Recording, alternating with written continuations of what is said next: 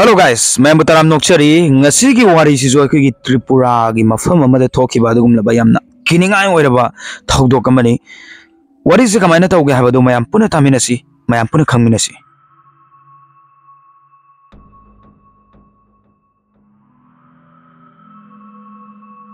inkhalak leban nupi macha amagine mahaki mamingna Jessie kawi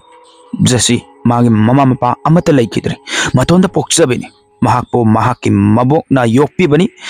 Jessie ki punsi si yam nungai na dum leram mabok harau ta yam na dum le minarabi adubu mahak na nungma magi mangonda phi saduna leiringai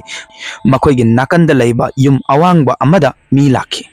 maduda Jessie hena khanjalabagi walaite amukchu Jessie mathangi namitta mapanda phi saduna leiringai makoi gi nakanda leiba yum duda nupa amana mangonda yenglakpogum phauje mahak na yenguba matamdadi nupa ma leptuna leiba ui nupa dusu mamit kuptana mangondi yenglakli madusu nong khaknate numit khudingini Jessie na mapan tholakpada nupa aduna magi mafam aduda adum leptuna yengagale Jessie nunti khudingi adumna tarpaduda masada chingnaba khara phauje aduduna mahak makoi gi laikai gi mida yum asida kana leige mi kana lakke haiduna mahak nongmadi hangningamke aduna mahak mapanda thoktuna magi never hange maduda makoi gi laikai gi misingnadi makoi kana amata yum asida leiba udi matam sangnadagi yumse hangduna laklabani karamna nangna adumna uba phanglibano mafam asidadi kana amata leinabagi damakta lakhidabani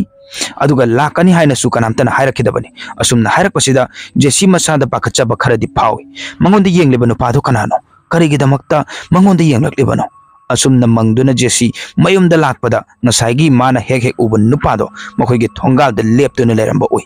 Jessie nupado bu ubada yam thina pakhatki mahak kaidogadabu na haiba khangkhide mahak yamna kina khanjana na nupa adugi manakta mayumromda changlakpadadi nupa ado asum lerambadagi putlawna mangkhirame Jessie hana kirambaga mato adu ubadagidi amuka hena pakhatki mahak masadu pakhatpana maram oire haraga humangana pikarame mahak mayumda chenselakduna mabuk bu koitheti mahakna mabuk thiraido mabukta wadu tamge haduna thirakpani adubu mabukti mayumda leramde mahak tawriba myamdu khanduna karino tawriba myamse karino thoklibase asumna khallaga maje waman badagidi ma phabungde hipthaki aduga tumami Jessie na mang amasu mangi adudi mana adumak ubana pado fi angoba setuna magi manakta tapna la agame aduga yam ingna Jessie da ai thangna ba yum masida leiramba yumboni phataba sel da mi hoba kangbuna sel gi damakta aikoi gi family pumba makoina loina hatkibani aikoi kari amata tawba ngamkhide matam sangna dagi thawai aina nangbu haibadi Jessie bu kupna yengkhibani nahak yamna phai pukchel yamna seng aduduna kanasu lejedraba aikoi gi damakta aikoi gi pukningi oiba wado nahak na khangbi gani haiduna pumna mangasi aina sinkibani nahaki namita aibu uhalakibani aigi thamoida leiba wa haiba taragadi laiwerba khoi gi damakta hai leimana amata oirbasu kalhalak ma pame masi pambadagi matam sangna nangonda yetpani asumna thawaiduna hairaga mafam adudagi mangki baga Jessie mikap thogle aduga mangda hairamba singdu fajana ningsingje aduga mahaki wakaldasu karigumba khara khalake kanagumba leikidraba amana magi imung manung leitaba taragasu atopa miyo amana makoigi damakta karigumba khara kalhanba pamki kayada nungsi khraba miyo bagi punsino haiduna khanjai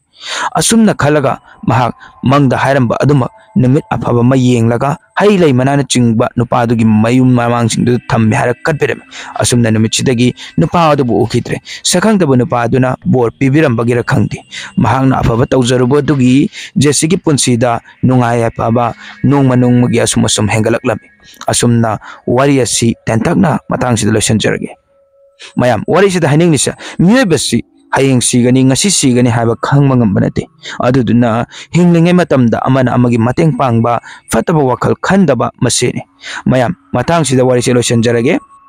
asagum laba interesting oiba wari akhoi gi channel asida tabining baleraga so akhoi gi channel asida changbiduna wari thagalak pangai duna lebiu habaje thamjabaga loinana ngasi gi damakta di kainarsi mathangi wari da mo mayam pone thengnarsi ya fare